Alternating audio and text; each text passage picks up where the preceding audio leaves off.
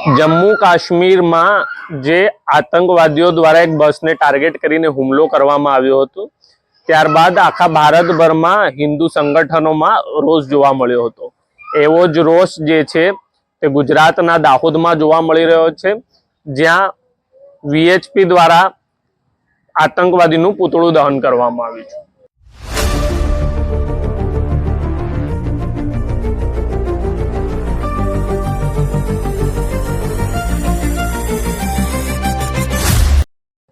एक तरफ वडाप्रधान नरेंद्र मोदी शपथ ले रह्या हता, 2024 में त्रीजी वखत वडाप्रधान बनी रह्या हता, त्यां बीजी तरफ आतंकवादीओ जम्मू काश्मीर में जे छे गोळीबार कर्यो हतो, जेमां अनेक एवा बेकसूर मासूम लोको जे छे ते मृत्यु पाम्या हता।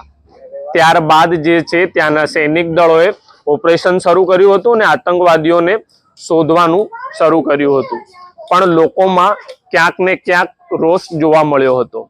जे आ घटना बनी हती तेने लईने हिंदू समाज में खूब ज रोष जोवा मळ्यो हतो। तेने लईने आज दाहोद में विश्व हिंदू परिषद द्वारा पूतळुं दहन करवामां आव्युं छे अने 2 मिनिटनुं मौन पण पाळवामां आव्युं छे।